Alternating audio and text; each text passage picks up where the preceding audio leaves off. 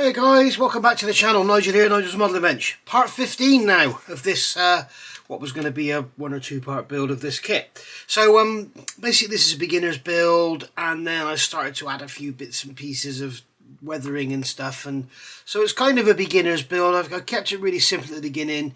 We've talked about sort of all the simple stuff, but now we're sort of moving into this kind of, you know, just taking your models that one step further. If at the moment you're painting everything and you're not sure about your weathering, or just bringing it down a bit, making it look a bit worn, highlighting details, these videos will show you all about it. So what we're doing now, if you remember in part 14, we glued the chassis to the body and we had it all clamped up and it was left overnight. It's the next day now in reality, and everything is nice and solid. But I've noticed there is an issue. It's almost like the chassis is slightly shorter than the body, I don't know, but it's kind of, if you look here, I need to pull the chassis up. There's a gap at the front here, and also when I fit the bonnet, yes, it's not a hood, it's a bonnet, it's an English vehicle, so for the American people that are going to complain, if it was an American I'd call it a hood. But we can see that how the radiator grille fits, and we can see that, you know, without anything clamped up, if I put the bonnet down like this, I get a wedge sort of shape at the back, and if I hold it right at the back, I've got a gap under the wings. It's just all not very nice. And then I noticed that this wing here was sort of held away, and what I found was if I pushed the front up, I could get that wing to pop in. If you look down here, around here, you'll see there's a gap. There's a gap between the front panel and the wing. And if I try and close it up, I can't close it up. But if I push the front up, I can close it up. And if I go far enough, it will stay closed up. So what I'm going to have to do is sort of clamp the chassis up.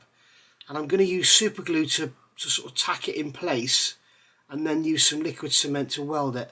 So what we'll do is we'll put some super glue down in here where it won't be seen under the bonnet. And that will hopefully hold everything in place. I think I'll take this grill out again, so we don't risk getting any glue on that.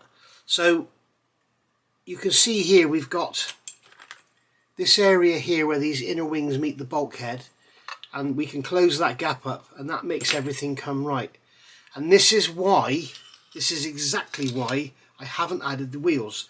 One is for masking, but two, when you start pulling the chassis around and stuff like this, it may well not sit even on all 4 wheels. So what we can do then is do some trimming, and we can make the wheels sit, you know, one wheel sit higher, so we get it all sat on 4 wheels. So that's why we've done that. So what we need to do is get some super glue ready. So I'm going to use my CA Black Thin, which is my favourite one, the VMS one. So we'll get some of this out on here, onto my Pringles mat.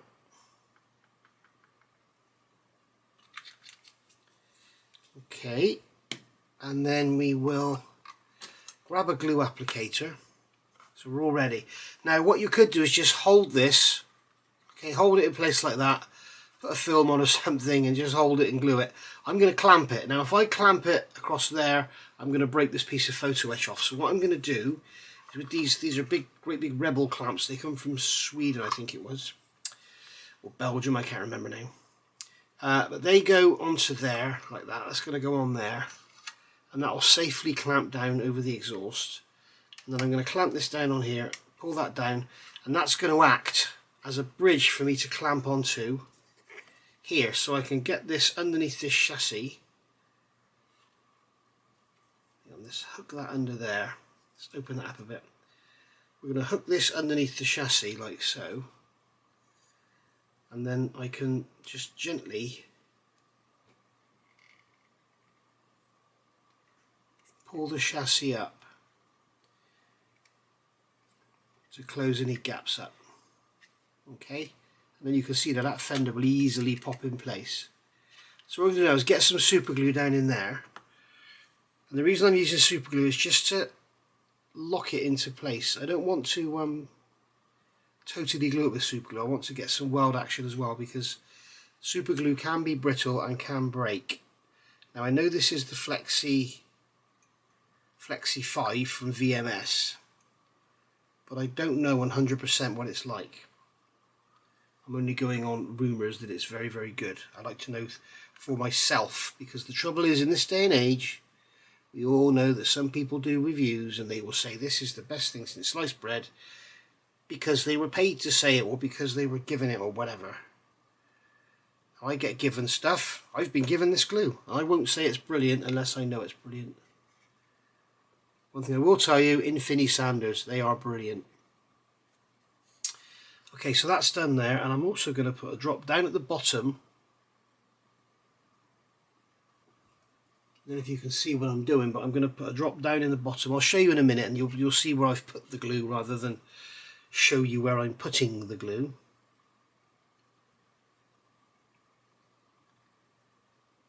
That'll capillary into there, so we get the glue out of the way so we don't put the model down into it. And I'm just going to leave that to dry, and hopefully that's going to help to weld it all into position. Okay, so we can see in there, or not, if you can see in there, we've got glue in the bottom of where the bulkhead joins the chassis and where the bulkhead joins just upon the top here. Okay, so there we are. So we'll leave that to dry for a good hour or so, let that cure. And then I'm also going to get some liquid cement in there as well and hopefully get a bit of welding going on. So I'll get that done and then I'll be back. Okay, so we've had a couple of hours, so we'll see how that looks. I'll show you what I've done now with the clamps out of the way. So, a little bit more gluing off camera. I've basically run around the inside here, so I've got up there and filled that gap in. Filled the gap in down the bottom after I put some, you can see on there I put Tamiya extra thin in. Let's try and get the light a bit better for you here. You can see down here where I'm pointing, where that outrigger is, I've put extra thin in there. And then we've got the super glue inside there. So it's all looking good, it's all come out nice and it's stayed in position. So, so there we are. So that's our front glued on. So now we can look at actually, I've also run round, I put a drop of super glue in the back here of the fenders just to sort of lock them into place, and then I've gone round the joints with extra thin so that we've got the super glue locking it in place. It's like a tack weld, and then the actual extra thin is like your weld. So that should all stay together nicely now, and if we hear a big crack and it all comes apart, then I don't know what we're going to do. But what I'm tempted to do is I should be really now fitting this grille and fitting the bonnet, but I'm tempted to leave that because if, as I say, if we do hear a crack and it all springs apart, I can't get in there to fix it if I've glued this in place. So I'd rather leave it kind of overnight. You can see now that bonnet fits on there with the grille and everything, it all fits beautifully without me holding it in place. So it's worth sort of dry fitting and looking at what's going on. So what I want to do now is look at these wheels, and because once it's all painted and everything, I don't want to be handling it and messing with it and getting things to fit.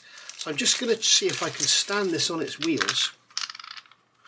So we've got rear wheels, front wheel, rear wheel, front, rear, rear wheel. Right, so we'll put this one on here, put this one on here. As we can see, they do fit quite nicely, but what I want to do is make sure it's going to actually sit on four wheels. And it's going to be very difficult to show you on camera. But what I want to do, I want to make sure it sits on four wheels and doesn't teeter-totter around, because there's nothing worse than building a model vehicle and having one wheel sat in the air. Okay, so it looks like this corner here, that wheel may just not touch the ground. So this is why, one of the reasons, if you remember, this is why I've left those wheels off. You see that one, it's touching the ground, but it's not actually supporting any weight. So what we'll do here, we will remove some of the material here because they fit. There's a circle in here molded on that fits into there. Okay, so what we can do is remove some plastic here, remove some plastic on there, and let that wheel just come down slightly further. Okay, the other thing you could do, of course, is take the axle off the spring and put a tiny bit of packing in there. I'm not going to do that. But basically I think when it's sat up on all four wheels, I don't think that wheel is actually touching the ground, because now you can see it sits on there. You can't see because you're looking straight down, but it's sitting on there and it's absolutely fine. But as soon as I introduce the rear wheels, like so, it kind of wants to fall off. There we go, it's not so bad. Maybe what we'll do is glue these two on first, and then what we'll do is glue those two on last. But it looks like there's enough play in everything to keep it all together, and there's no flat spots on the tyres. You do see a lot of people sell resin wheels and tyres which are flat spotted, okay? And people go, oh yeah, I want flat spotted tyres, or weight on tyres, whatever you want to call them. They're not always accurate. If you look at a lot of World War II stuff, they didn't sag. For instance, like Jeeps, I don't think they sag at all, unless of course the tyre's flat. But generally, if they were pumped up, they were very rigid, very strong tyres that didn't really sag. I mean, one of my big favourites is like the Russian, the Mazes, the Smirches, and like the kit that's coming for me now, the Topol. You've got your Coastal Defence. Those things, the 8 wheels and the 16 wheel missile launchers, they don't tend to have flat spotted tyres. They tend to just sit on their tyres round if you look at them closely. So yeah, but that's looking really, really nice. You can see now how that looks, and we're really getting there now. So as I say, I'm tempted to not glue that bonnet and grille on just yet in case it cracks. So I'm tempted to sort of leave it for a day and make sure it's all going to be okay. Okay, so in the meantime, what we can do is do some chipping on this rear step. Otherwise, if you leave it too long, it's not going to chip. So I'm going to zoom you in a bit closer so you can see what I'm doing. Okay. There we go. I think that's going to be better for you. And then all I'm going to do is, I have down here a drop of water, which is now off camera. I'm just going to brush some water on there and just let it soak in. Get on the sides as well. I'm not going to flood it like I did, and if you remember when I did the floor inside, I put way too much water on here. When it comes to weathering and stuff, guys, I am not good at it at all. You'll find people on YouTube and in magazines and everything that are a million times better than me. So that's had a few seconds now to set. So what I'm going to do is, just with this stiff brush that we put the mud on with, just going to tap at it, see if I'm going to get the paint to chip. It looks like we have the paint acting a bit on the tough side. So we'll get some more water on there.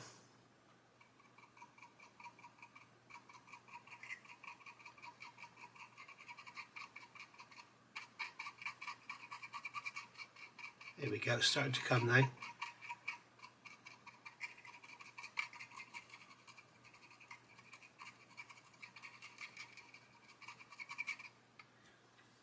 Okay, we'll leave it to soak for another few minutes because it obviously wants... I actually tried a different hairspray. I tried this one. This is the Tresemme number 4. Number 4. I normally use number 3, but as you know, my can is knackered. I thought just for quickness I'll try that one, and it may be that it's not as good, but you can see here that it's going to take the weight off actually.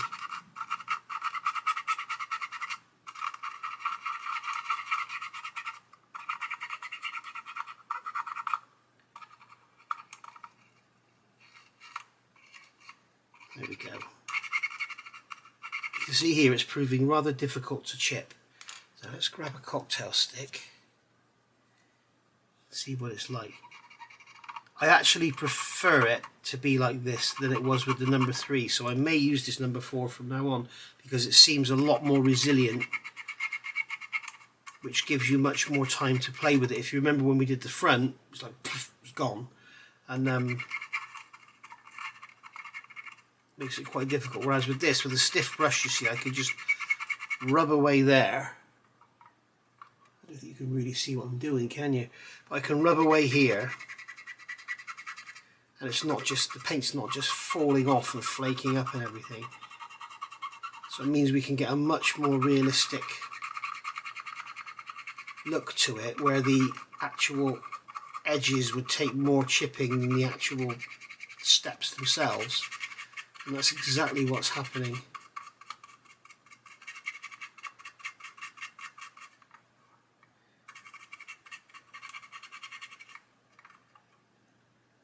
So you can see there the sort of look we're starting to get. We're starting to get through the paint. If I dry it off,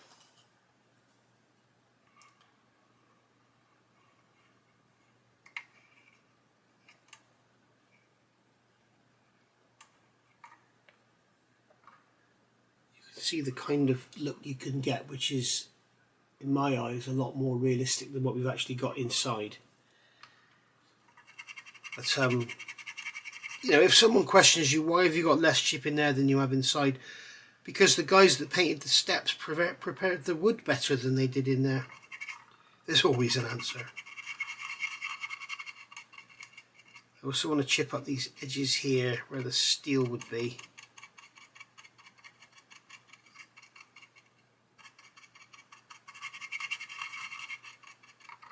You have to think generally, you know, the actual, let's just wet it again. The actual, you know, the mind aims you to the centre. You would always use the centre of the step more than you would the edge, although the edges would get chipped. So it's worth worth remembering that.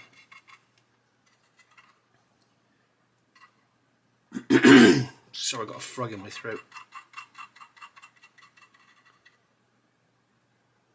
So hopefully you can see that better. But,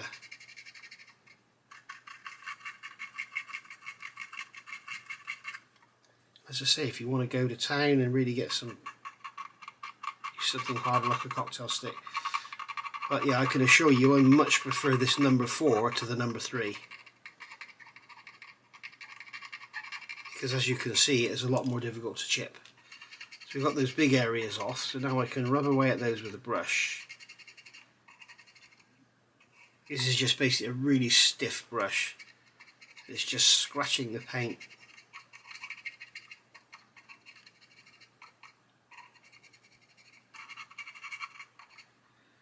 Okay, so I'm going to do some more work on that off camera, and then I'll come back and show you what it looks like. But you get the idea. And if you go back to the earlier parts and you've seen me do the front, you will see on there that it came off probably too easily. This is maybe a little too difficult. So I guess you could use the number 3 and use less of it, or use the number 4 and use more of it. But it's all about practice.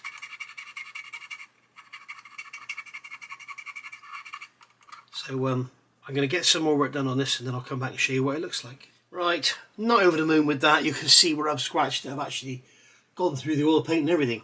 So what we'll have to do is I think we'll paint it green, and then we'll just cover it in mud or something. Maybe give it a light, you know, just sort of blend those in with some green. Leave this scratching up on this top step, and then go from there. But as you can see, it doesn't look very good. But maybe it's good in a way that I can show you how you can recover something if you mess it up. But it's certainly not as good as the front. So maybe that number 4. Maybe don't use it. It would appear, because I did the same as I always do. I've painted it in buff colour, then I've done the oil, then let that dry, then I've given it a coat of semi-gloss Tamiya, so it's rock hard, let that dry, and then the hairspray, let that dry, and then paint it green. Let that dry, come back and chip it. It looks like the number 4 may have attacked the Tamiya clear coat, because it's kind of, it's chipping, but it's chipping down to the tan colour, so it's really strange. So I won't be using that again. So I think I'll throw that one away. But so the number 3, obviously we just need to use less of it than I've used in the past. But Well, we could always do it again, but to be honest, I'd rather just move on and get this one done. I may do some work on it off camera, we shall see. Right, so this bonnet and grille, I'm kind of, as I say, I want to leave it 24 hours, let that glue harden. It may sort of snap and come apart. I very much doubt it, because there's super glue in there, and there is the welding cement as well. All around here is welded, all along there is welded, all around there, so it should all, you know, stay together. But as I say, if I hear a crack and it comes apart, because it's quite a lot of force holding this front up, if I hear a crack and it comes apart, then I can't really get in there to fix it. So we'll leave it like that for now. I guess we could always just put this in with some blue tack and leave it like that forever, or I could just glue the grille to the bonnet and let them stay in there together. The other thing to remember is when you look inside your wheel arch, you will see in there you've got some tan plastic, so we'll have to get in there and paint that as well. So there's another good reason for not fitting the wheels. So there we are. So that's that. Now, one thing I do want to do is get this done. Now, this stuff here, shake primer for 30 seconds prior to use. Apply the primer using a flat brush. Leave to dry for 15 to 30 minutes before applying the paint. So I'm not going to be leaving it for 15 to 30 minutes. I'm going to leave it a bit longer. But basically what we can do is with this stuff, this is the VMS Metal Prep 4K. So as I say, it says shake it for 30 seconds, which I've probably done already. And let's just find a nice brush to put it on with. I think that one will do. Yeah, that'll do. Doesn't need to be particularly good. So we'll get that off of there. Just grab this pot and we'll put some on there. You can see it's like a white milky liquid.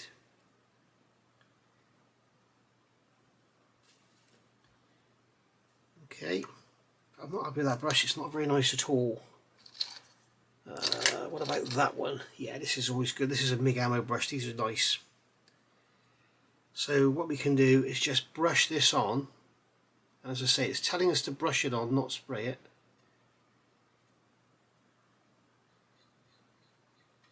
And it's kind of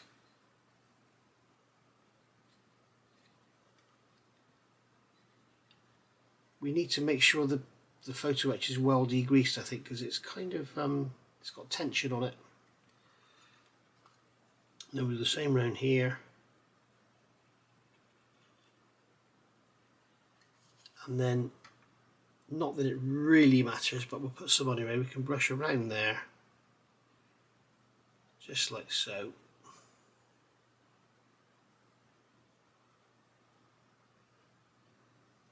And apparently it will dry back really thin and it will bite into the metal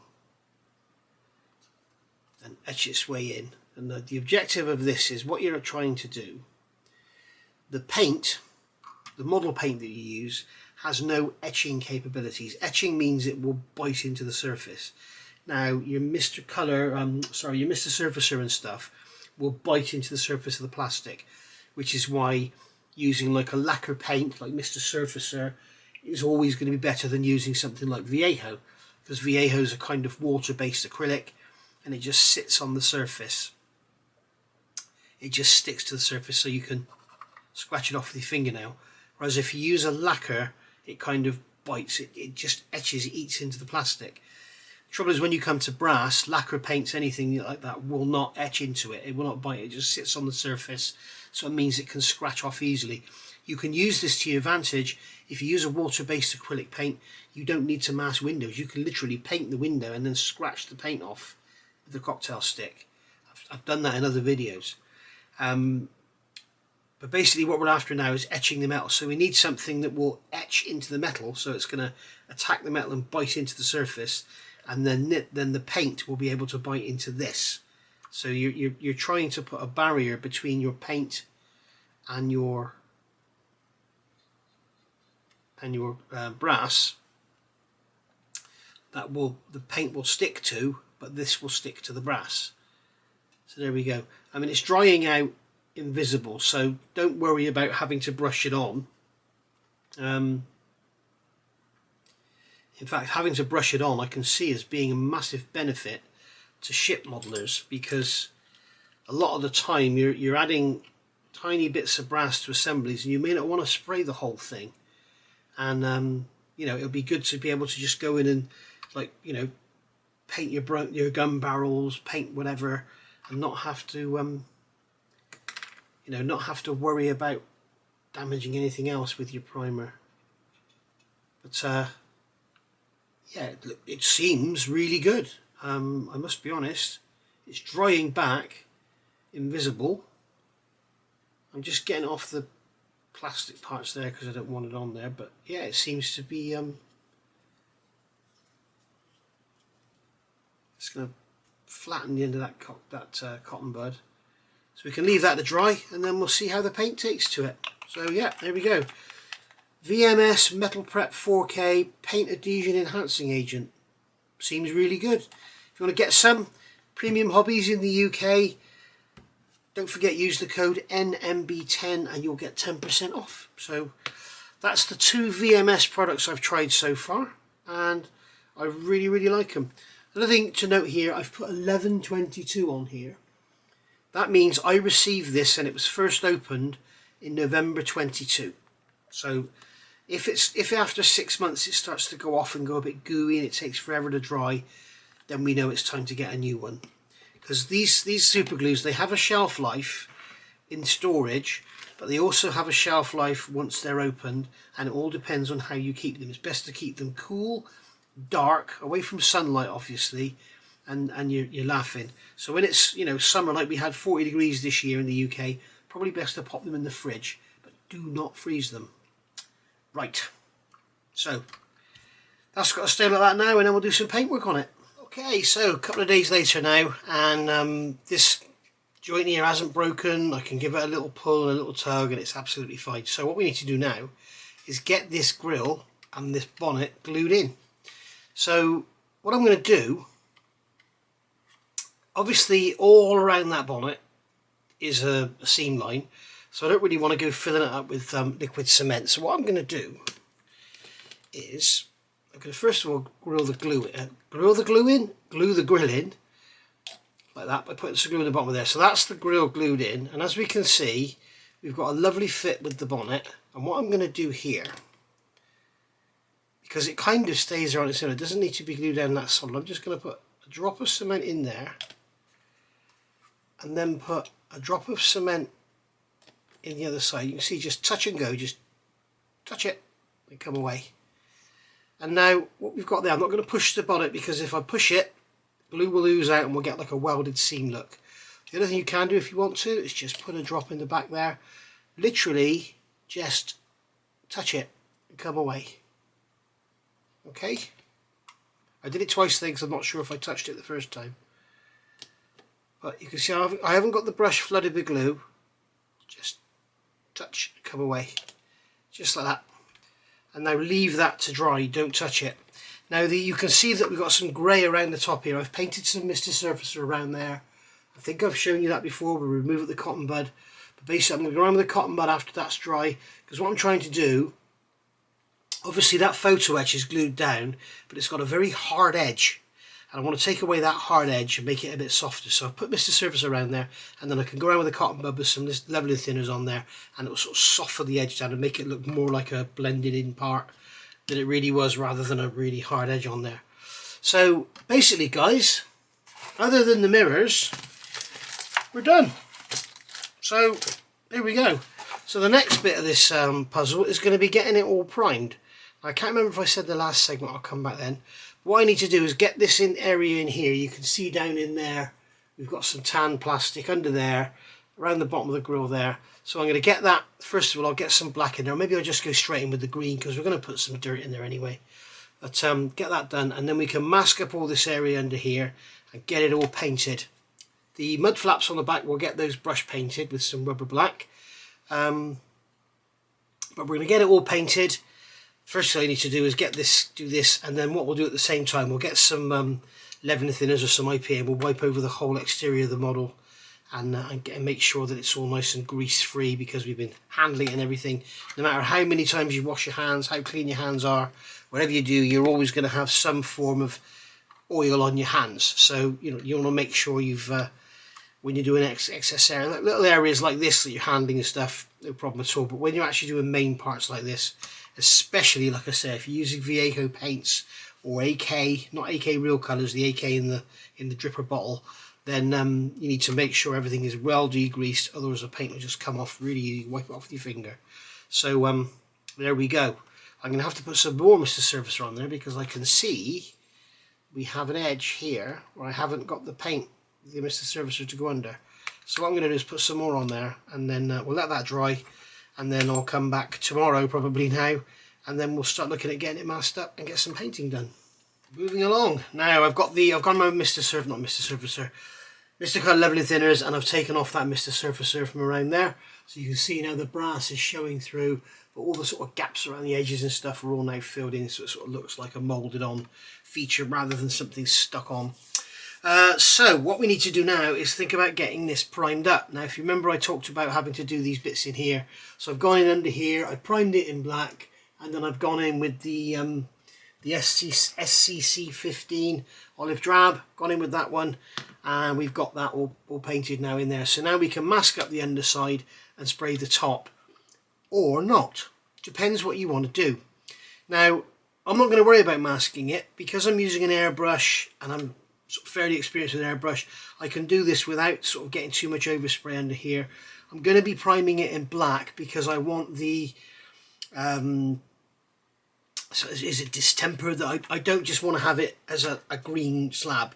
Now if you are a beginner and you're brush painting and stuff, paint your model green, it's going to look absolutely great, but I like to have this sort of, you can see under here, it's not just green, it's all blotchy and different shades and dark. You can see the axle's darker than the rest of it, sort of thing, and that's what I want to achieve. I want to achieve this sort of varied look to it, and then when we put the weathering on top of that, it will really come to life. What we do need to do is mask off the interior of the cab. We've already got, if you remember, I put that piece of masking tape on the inside of the windshield, and that I've got the edge there to pull on when I want to take it out. So that's all done. But we need to mask the interior, and also obviously we need to mask in around the back here. So what we're going to do for that is we're going to use masking tape. So we've got our 3 different sizes of Tamiya tape here, and we have got some foam. Now this is sort of foam packaging you get in a camera, or you know, when you buy a new watch or something like that. It's that kind of foam. You can see it's just foam. You could buy washing up sponges and cut them up, but it's all reusable and stuff. We're not going to be soaking it in paint, but this applies to, like, you know, aircraft. You're doing cockpits and stuff, and it's great. Now the one thing you want to avoid, some people come along and they just start mashing it in there. Be very careful, because any photo etched detail, any small parts will pick up in the phone, and then when you pull it out, you'll rip your details out with the foam. So basically we're going to actually use tape first of all, and then go in with the foam afterwards. I want to get a nice clean edge on here, and I think what I'm probably going to have to do is come in with a brush afterwards and get the cream, because you can see down here, although I sprayed the edges, I sprayed the inside of this rear panel, I didn't get enough on the edges, so I'm probably going to have to come in and clean all this up with a brush anyway. So to start with, I'm going to use just some 6mm masking tape, and I like to use tweezers to put the masking tape on, because it means you can sort of push it down and then pull away. So what I'm going to do is just start here and just mask inside up to the edge. And as I say, I know I'm going to have to come in and clean this up with cream paint anyway, so I'm not looking for masking perfection here. It's not like I'm doing a canopy or something. So, and make sure you push the tape into the corners.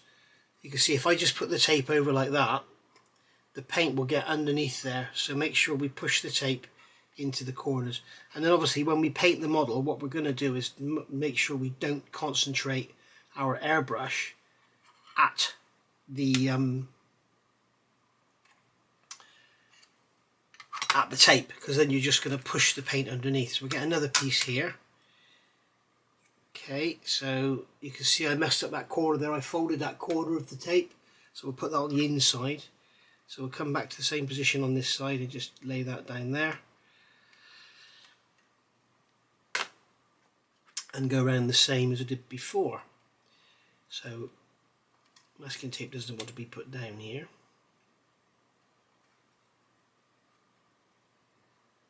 There we go.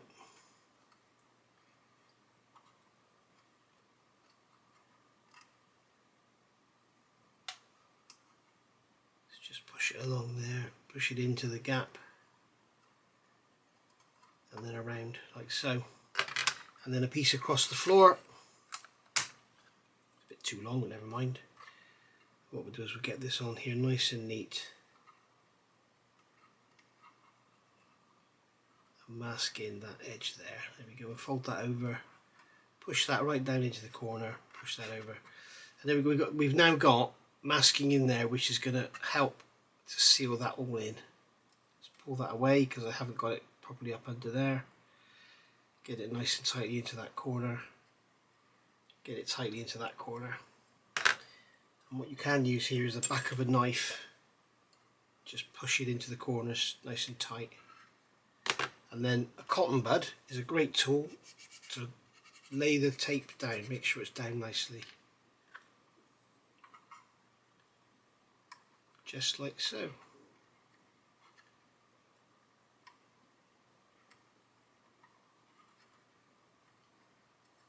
And there we go. So that's in like that.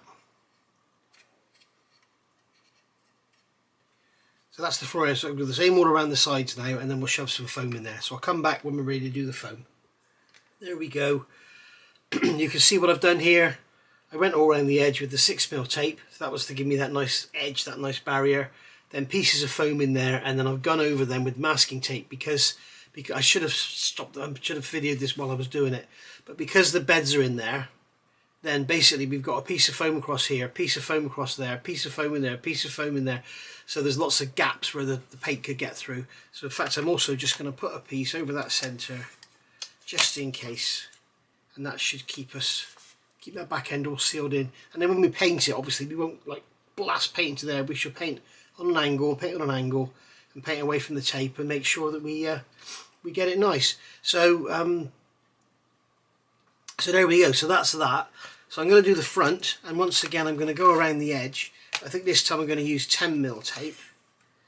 And if you notice, I never try and make the tape the right length. I always make it a bit too long and then cut it about at that. I've got a bit of fluff on there, which is probably a little Jess hair, which is a no-no. And what I'm going to do is just mask up this edge. Okay, so I'll just get the tape off the tweezers. And then I'm going to move the tape over. I want to mask that edge there. Okay, and then pull the masking tape over.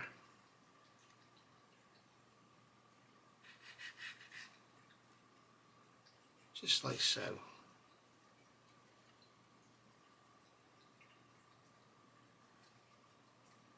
Okay, and we've already painted underneath there green, so we don't need to be too neat and tidy under there. I'm going to pull it in a bit more just to get it away from that top edge. Go in. There we go. Okay, so we've masked that edge now, look. And we'll do the same down the front edge.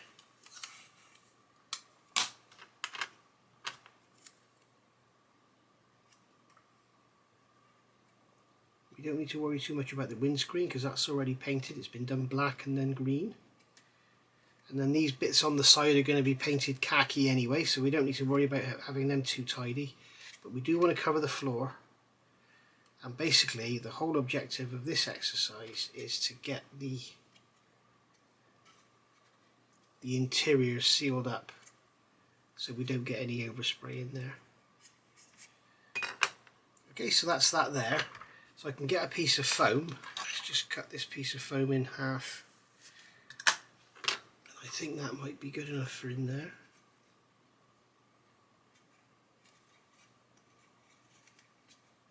Another bloody hair.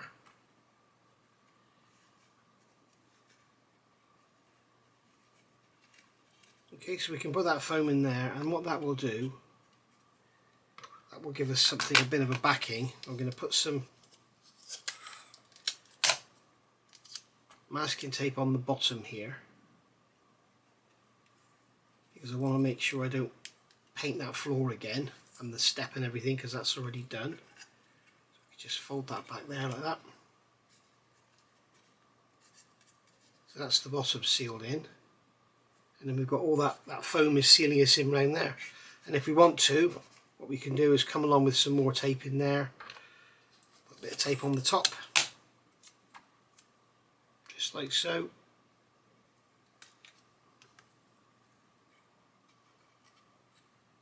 Get it away from that roof. There we go, that's that all sealed in.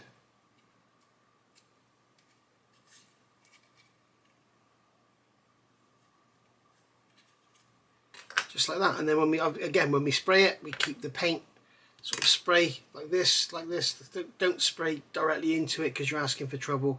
But as long as we don't sort of I'm going to put a piece of tape to hold that one in because it's really getting on my nerves how it keeps popping out.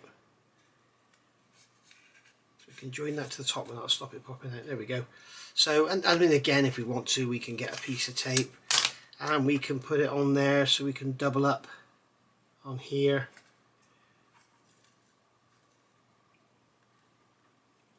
We can double up on there, get that to go back there. Just like that. There we go. So there we are. So basically I'm going to get the other side done now and then we're going to get it sprayed black. And so we're there, we've got that one done.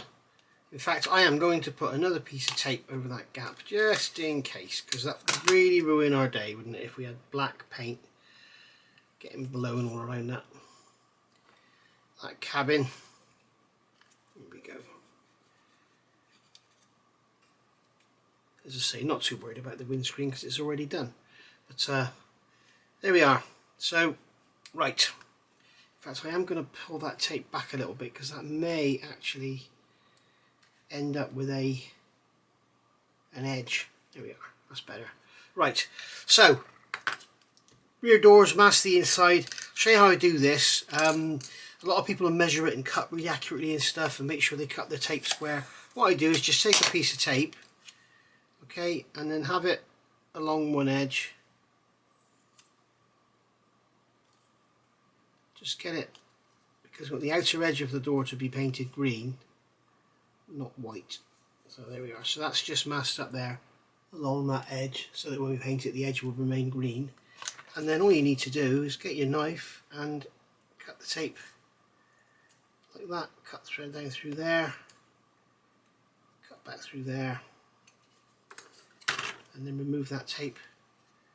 And there we are, good to go. And then we could do the same on the bottom or the top, which is the bottom, isn't it, of the door here.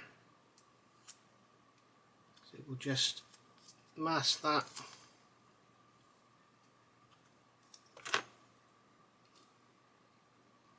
Just like so. Have it sticking out. Get our knife, trim down there, trim down there, and trim down there. Okay. Again, I'm not using a totally brand new blade. If I was doing a canopy or something like I will be on the Lancaster, come here. Today is November the 12th and there are still effing fireworks going off. So, God, what's wrong with people? I don't think anybody had any money. Right. The other week, it was so they were out there in the daylight, setting fireworks off in the daylight. Unbelievable.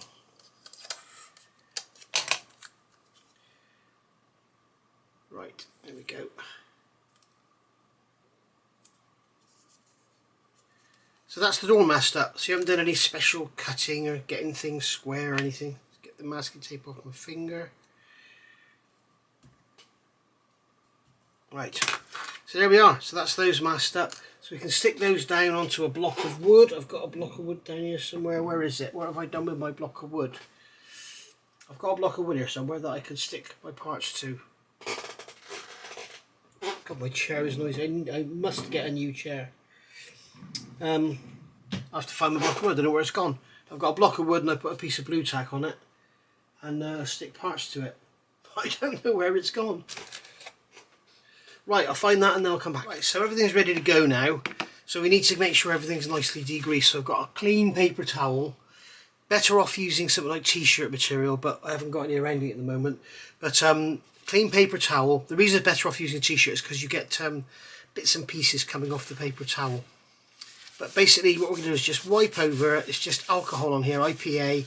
You can use your Mr. Colour leveling thinners. You could use Tamiya thinners. Anything that's just going to clean it off. And you can see we have some deposits coming off. But the objective here is to remove greasy finger marks and stuff. Not sort of remove primers and everything. It's just to remove greasy finger marks. That's all it's for. So it's just a quick wipe over. Because I'm using solvent paints, I'm not really too worried about how fussy I am with this. If I was using Vallejo paints or any water-based paints, then you really want to make sure the plastic is very clean.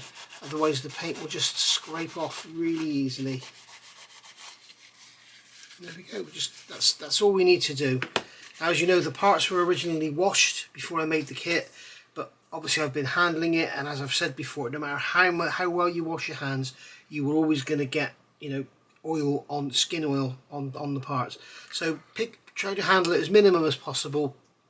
But as I say, I'm using solvent paints, so it doesn't really matter with me. But like I said, if you're going to be using Vallejo paints, then you want to make sure you really do get it nicely degreased. And you can see on there, if I look at the camera, you can see it has a totally dull, non-shiny finish now. It's all cleaned off. Okay, and I'm going to prime it with black. Reason is, as I said, I want some blotchiness. I want some of the black to show through the paint. That's the way I like to work. And the other thing is, if I spray it with primer, I can see any marks, any glue marks, finger marks, any gaps, anything like that. It will stick out like a sore thumb, and I can work at it then, you know, before we actually put our final coat on. So what I'm going to do is paint it. I'm not going to film me painting it. Oh, maybe I should. Maybe I should, and then you can see what I'm doing. Yeah, okay, I will do. Right, so as you can see here, my voice is going. I've got a sticky cold. So as you can see here, the mirrors are painted. I got them off the sprue, cleaned them up, so it saves any touch up afterwards. And these little things, these little crocodile clips are absolutely awesome. They're in Vinny, and they're available from Premium Hobbies, and they are brilliant for holding small parts. You can see they're holding that on its tiny little pip. So really, really good. So let's just quickly show you how I do some paint. And what I'll do is I'll do the doors, and then I'll go to the booth to do this because of the smell of the paint and everything. So you've got your paint in your airbrush. It's all nice and thinned and everything, just how you want consistency. And all we're going to do is just paint these doors. So what we do is lay the paint down, and we lay it down thin. We're not going to try and plaster it on. We're going to lay it down thin. Excuse me. So spraying away from the masking, away from the edge, just like so. And you can just lay the paint down thin. And as you can see, I've got a thick-ish mix because I want it to cover. I don't want to be putting loads of coats on. I just want it to cover. It's just a primer coat, and we're not worried about finish because most of this thing is canvas anyway. So you can see that's what we're doing. We're just laying it down just like so, and not concentrating on the edge. You can see here, when I get to that edge, I'll turn the airbrush around, spray like that, and there you can see we have one painted door. And the finish is partly plastic, partly paint, but it's just the finish I want. So once again, we could do it like this if you want to. Go around the edge, spraying away from the masking tape.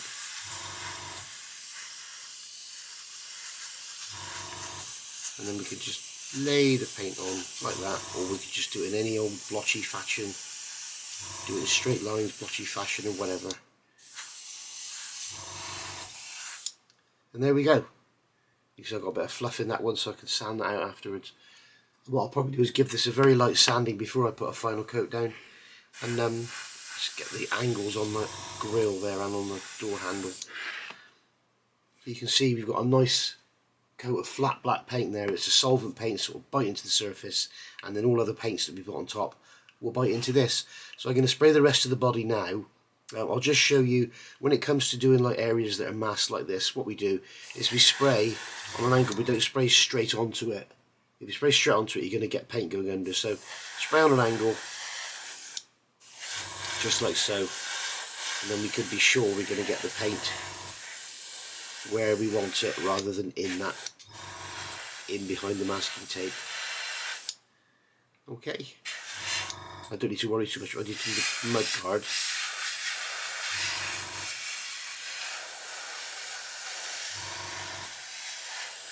Make sure we get it all the angles, all the little areas. Another little tip I'll give you is when I do stuff like this, is do all the little intricate bits first. So go in around the back of these lights, underneath them, down the sides. Like if you're doing a car body, go around all the wheel arches first, get underneath the wheel arches, and make sure you got all the little tiny bits done first, like in behind this plaque on the mudguard. Make sure all that's done, and then when you come to paint the mudguard, you can just paint the mudguard as if that plaque wasn't there, because you've already done the area in behind it. Same with the grille, you can do the grille like that, ignoring the headlight because you've already done it. We'll do the same in there, getting behind that headlight, underneath, getting all the angles.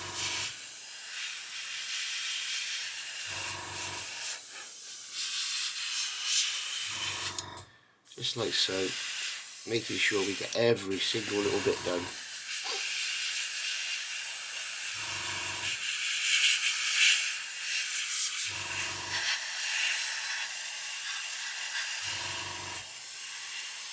And behind that ball bar, get underneath it.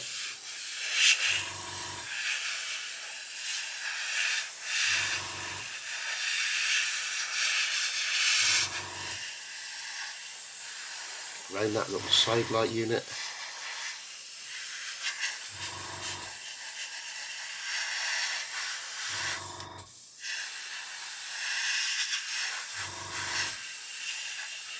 And do the sides of the bonnet, do the top of the bonnet.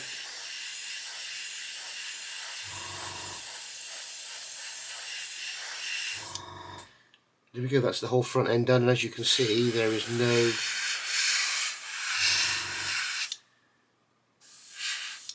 no tan plastic showing through, and we've got a lovely nice flat base to put our green paint on.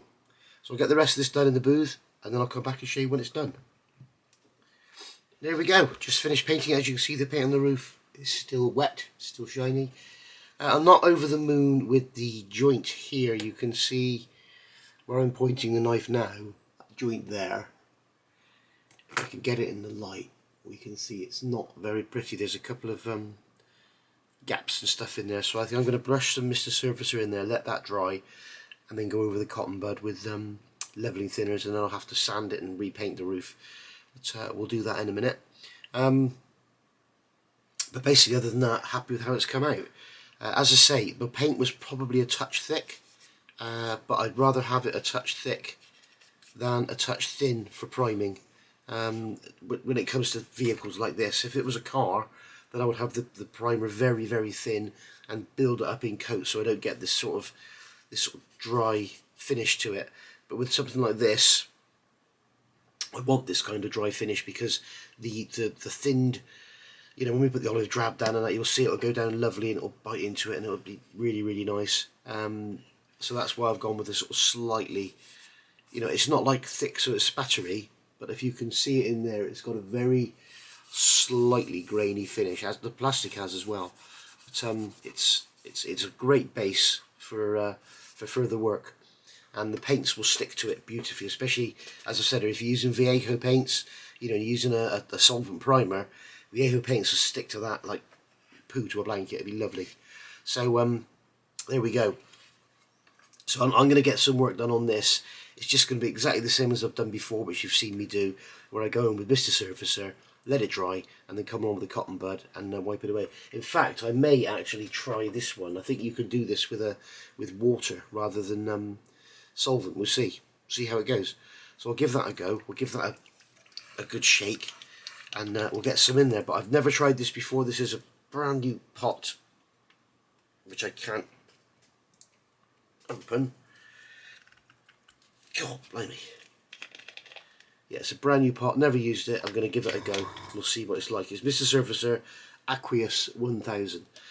So let's see if it works. If we can brush it in there and then remove the water, that'll save us having to do any sanding and blending and stuff like that. So we'll give that a go. So with this Aqueous Mister Surfacer, once it's dry, water doesn't seem to touch it. But if you use ordinary IPA, it seems to remove it very, very quickly. And of course, the beauty of removing it using IPA, it doesn't necessarily, it does. You can see I've gone through the tan plastic there, but it doesn't attack the Mister Surfacer paint, the primer, like the leveling thinners will. So that's good to know. So basically, if you're using a lot of Mister Surfacer for gap filling and then removing with a cotton bud, it comes off with IPA very, very easily. So that's good to know. Which also means I should imagine it would thin. You could use IPA as a thinner and it would thin beautifully. So good to know all around, really. So there we go. So all I'm gonna do now is basically give that a very gentle sanding, and then we'll go from there. Now I don't know how far along we are in this video. I think we're up to an hour already, so I think I'll call it a day for now, because I want to keep these videos around about the hour.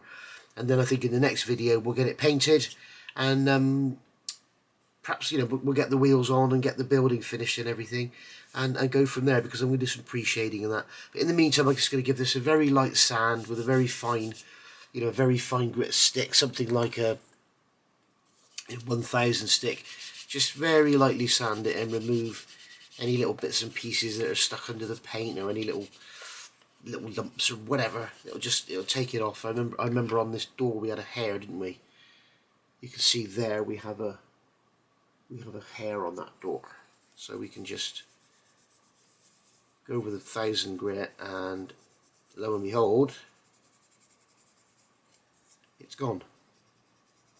So that's the beauty of using something very, very fine, and it's the beauty of Mister Surfacer. As everybody that follows my channel know, I absolutely love the stuff, but it's very hard, it's very tough, it makes a wonderful primer, it sticks to the plastic really, really well. It's awesome stuff. So really, really pleased with that. I'm going to have to use something a little bit coarser, I think, because I don't think that is a hair. I think it's actually a blemish in the plastic. Just very lightly. Yeah, there's actually a mark in the plastic. As you can see, it's probably, yours may have it as well, but either I've done it or it's come from the tooling. But there we go. And you can see there the grainy finish of the plastic, because we've got the primer is left in the low spots. So but that'll look great once it's had a top coat on it. It'll look fine. It'll look great. So there we are. I have just noticed, for those of you that want to be really fussy, there is a sink mark here. If you remember, we had those big circular locations for the inner roof, but there's actually a sink mark there. You can just see it in the light. I don't think it's going to show up once we've got some matte paint on there, so we'll leave that for now. And then this area here, as I say, I'm just going to gently sand it and let that dry. The IPA has softened. Yeah, it's slightly softened the Mister Surfacer, so we'll let that all dry, and then we'll give it a sand and blend. But all that'd be lovely, all lovely and nice and good to go. One step I did forget to do, which was silly of me, is the anti-static brush. This thing is great. This is it's a Tamiya model cleaning brush, anti-static, and it's brilliant for, you just brush it over your model and it will remove dust, and it takes away any static charge that's in it. So very, very handy to have. So we'll do that before we paint it, and I keep it in the packet because I don't want it to get covered in overspray or dust or whatever, so I just keep it in its packet like that, and it's sealed away from harm's way. So we'll let that dry, and then we'll come back. In fact, I think I'm going to call it a day for this one. So thank you very much for watching. I hope you've enjoyed it. Please don't forget to hit the like and subscribe, and I'll see you for the next one, which will be, what's it going to be, 16, 17, I can't remember now. So I'll see you soon. Thanks for watching. Bye for now.